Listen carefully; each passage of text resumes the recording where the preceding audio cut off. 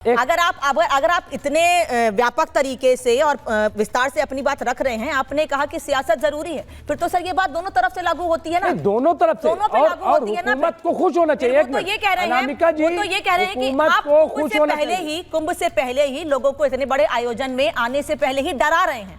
लोगों में डर पैदा करने की कोशिश कर रहे हैं। ये बताया जा रहा है, डरा तो पहले ही आप डरा रहे हैं। अगर लोग आना चाह रहे हैं तो डरा दीजिए, कमियां हैं वहां पर। तो भाजपा रही है, ये तो भाजपा बता रही है। अगर आपने कहा कि सियासत नहीं होनी चाहिए, मुमताज आलम रिजवी, आपने कहा कि इतने बड़े धार्मिक आयोजन पर, किसी भी धर्म का आयोजन हो, सियासत नहीं होनी चाहिए, तो ये बात दोनों पर लागू होती है। दोनों पे लागू होती है। जनता पार्टी का नाम क्यों ले रहा है आखिर? फिर समाजवादी पार्टी को डराने की कोशिश की जा रही है। अगर दीपक रंजन ये कह रहे हैं कि कहीं पर कमी है, हमारी जरूरत है, हम साथ देने के लिए तैयार हैं, तो आप सही तरीके से खुले मन से अपनी बात को रखिए ना। आप सोशल मीडिया पर वीडियो डाल देते हैं और गलत तरीके से तस्वीर पेश करने की कोशिश करते हैं। ऐसा नहीं है, जब सरकार बात करेगी, सरकार चर्चा करेगी, सरकार बुलाएगी, तभी तो होगा ना। लेकिन सरकार तो हर चीज को सोचती है कैसे पोलराइज किया जाए, कैसे वोट बैंक को बढ़ाया जाए, कैसे पूरा माइलेज जो है वो ले लिया जाए। एक चीज, दूसरी चीज ये कौन ले रहा है माइलेज? एक मिनट, नहीं, कौन ले रहा है माइलेज? मुझे बताइए, कौन लेने की कोशिश चाहती है? दीपक जी ने क्या कहा? नहीं, दीपक रंजन की बात को आपने नहीं सुना। उन्होंने कहा कि अगर किसी आयोजन के पहले हम कमी दिखाने की कोशिश कर रहे हैं और हमारी कमियों की वजह से ही सरकार जाग रही है, इसलिए वहां पर व्यवस्था कर रही है, ये नहीं है माइलेज देने की कोशिश?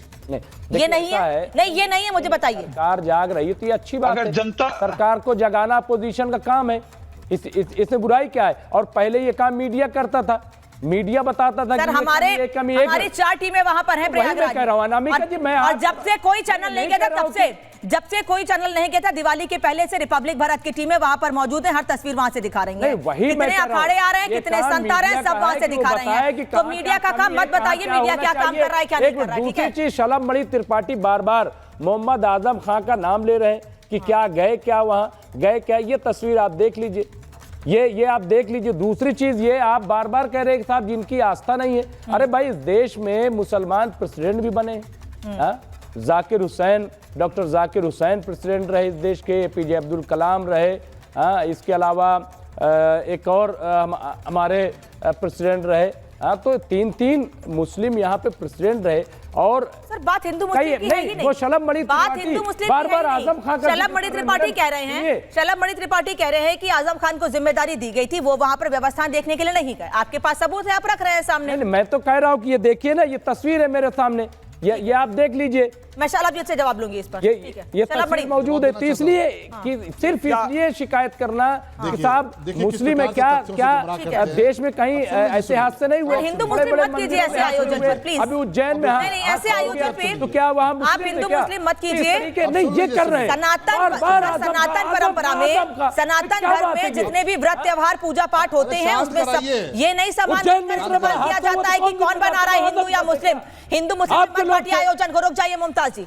शलभ मणि त्रिपाठी बार बार मुसलमान है भाई, अरे नफरत कौन बांट रहा है? सर रुक जाइए ना, रुक जाइए। शलभ मणि त्रिपाठी, आप ही बांट रहे हैं, आप ही नाम ले रहे हैं। हमने तो शुरुआत ही नहीं की, कहीं नहीं कहा हिंदू मुस्लिम। नहीं, आपने नहीं की। शलभ मणि त्रिपाठी ने आजम खान का नाम लिया था।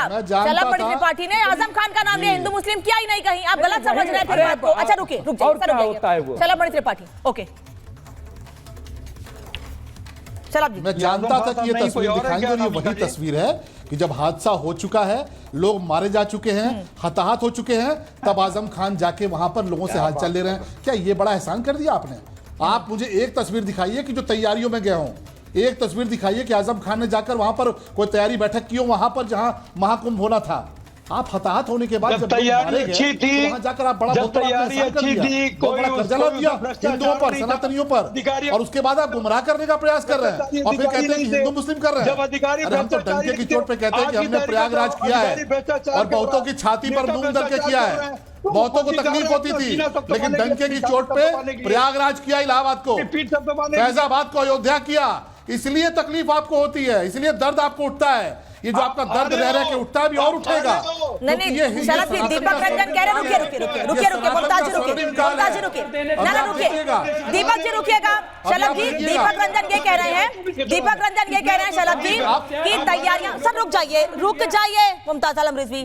दीपक रंजन ये कह रहे हैं कि अगर तैयारियां सही थी, तैयारियां पूरी हो रही थी, जो हम चाह रहे थे, लखनऊ से बैठकर हम देख रहे थे, तो प्रयागराज जाने की क्या जरूरत थी हमको, वो तो ये कह रहे हैं। हाँ बस देख लीजिए, अब आप तैयारियां इतनी बेहतर थी कि रामपुर में आजम यूनिवर्सिटी में, जौहर यूनिवर्सिटी में बैठ के महाकुंभ करवा रहे थे, और ये लोग बैठ के ध्यान दे रहे हैं। दीपक जी आ रही हूँ सर, दीपक रंजन आ रही हूँ। उसको इन्होंने कुंभ का आयोजन दे दिया। दीपक जी 2 मिनट दीजिए, आ रही हूँ। प्राथमिकता जौहर विश्व। अरे दीपक रंजन थोड़ा ऑडियो कम कीजिएगा। दीपक जी, शलभ जी की बात करो, फिर दीपक जी का रिएक्शन लूंगी। दीपक भाई आप इतना व्यग्र क्यों हो गए? अपनी बात पूरी कीजिएगा। इतना व्यग्र क्यों? मैं तो आपको नहीं टोक रहा था, मेरी बात तो आने दीजिए।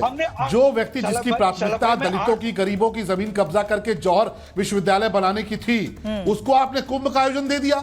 उसके मन में कोई श्रद्धा नहीं, उसके मन में कोई भाव नहीं, उसको यह भी नहीं पता कि कुंभ होता क्या है, महाकुंभ क्या होता है, उससे आपने कुंभ करा लिया। अब ये जो आप कह रहे हैं कि हम तो सुझाव दे रहे हैं, हम तो जो है आपका ध्यान आकृष्ट करा रहे हैं, ये आप ध्यान नहीं आकृष्ट करा रहे हैं, आप ये सुझाव नहीं दे रहे हैं, आप खिल्ली उड़ाने का प्रयास कर रहे हैं। और सनातन को, अच्छा रुकिए, जिन आजम खान के फेवर में इतनी बात कर रहे हैं दीपक रंजन, शलभ जी रुकिएगा, जिन आजम खान के फेवर में इतनी बात कर रहे हैं दीपक जी, मैं जरा कुंभ के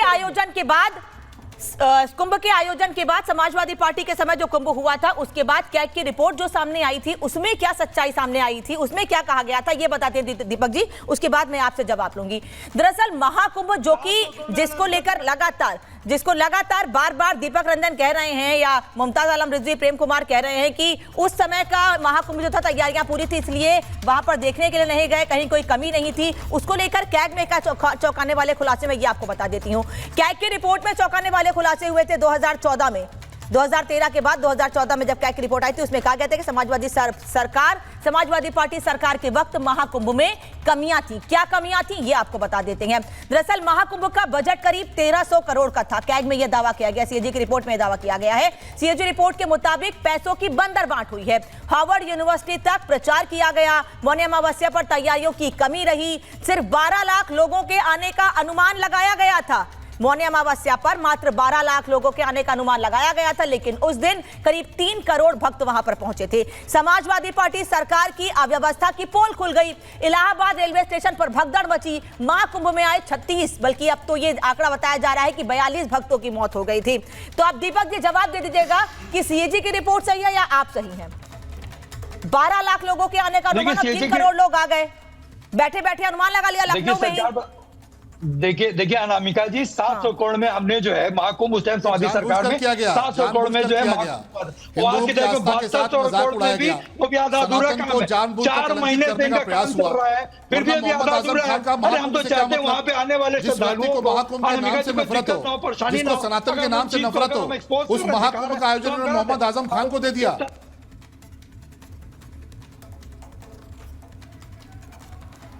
महाकुंभ कैसे होता है ये आजम खान को पता भी नहीं होगा, ना उनका कोई भावनात्मक जुड़ाव था।